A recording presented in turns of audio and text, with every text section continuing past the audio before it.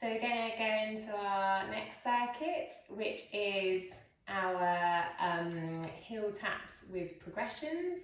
So I'm going to show you the easiest to the hardest, and then you can then assess yourselves which progression you would like to use, okay? So lying on our backs, we're going to go into neutral spine, again keeping your hands on your hips so you can feel when your deep abdominals engage. You're going to come up into the 90-degree starting position. From here, you're going to do a big breath in. As you breathe out, you're going to toe tap back to the beginning. Big breath in, breathe out, toe tap back to the beginning.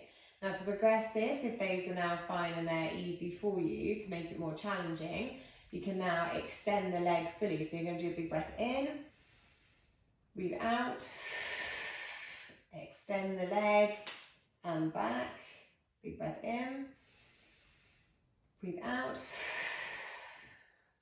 and back.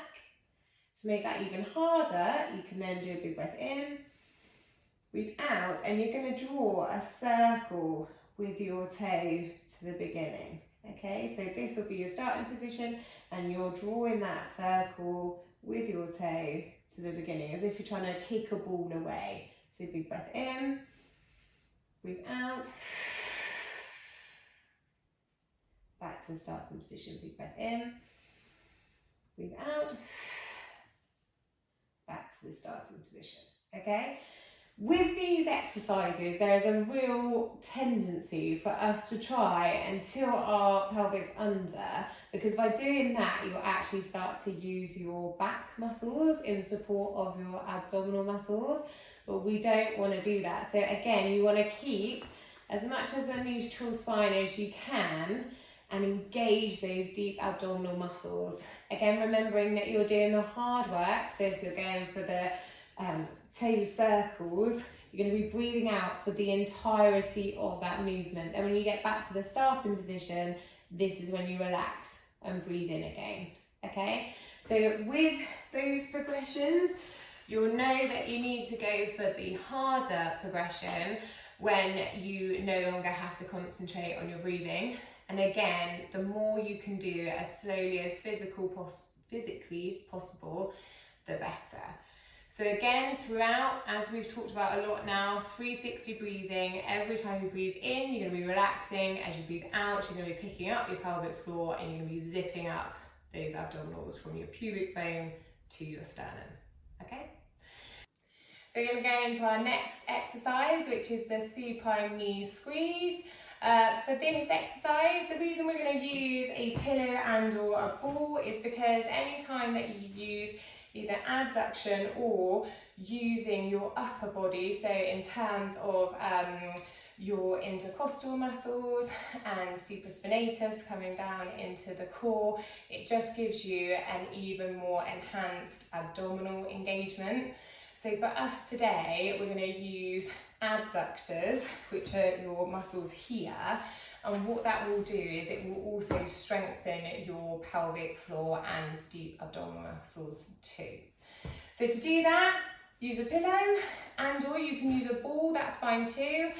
You can use a Pilates ball or you can use a normal football that you would have at home, possibly if you've got children. So again, use those and that will just increase the resistance. So you're going to come down onto your back. You're going to go into the 90-degree starting position, which we've shown before. Again, placing your hands inside your hip joint so you can feel your internal abdominal muscles. And you're going to do a big breath in, breathe out, and you're going to squeeze that pillow as hard as you can. While you're doing it, you're going to pull out your pelvic floor and draw in those core muscles. And then big breath in, relax it all off, breathe out, squeeze as hard as you can. Big breath in and breathe out. Squeeze, squeeze, squeeze.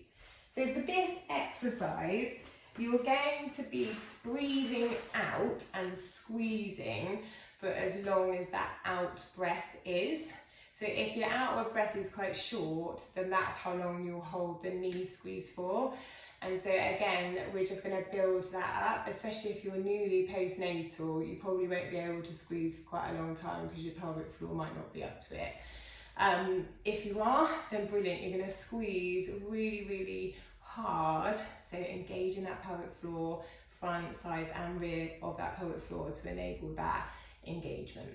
Okay, so next is we're going to do a hand squeeze supine exercise. So again, we're going to lie on our backs, again using the pillow. And again, we're going to go into our 90-degree starting position.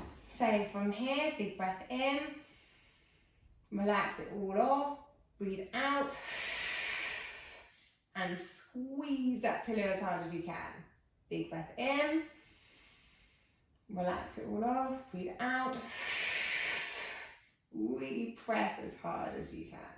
Big breath in, relax it all off, and breathe out as hard as you can. Squeeze that pillow and relax there. So again, with these exercises, you can engage as much or as little as you like. So again, if you're newly postnatal and you're just getting that mind-muscle connection back with your pelvic floor and you're only able to press a little bit, that's fine. If you're much further along in your postnatal journey and you're able to engage everything for a really good contraction, and you're able to squeeze that pillow as hard as you can to the point your arms shake, that's fine too. And again, we're all at different stages within that journey.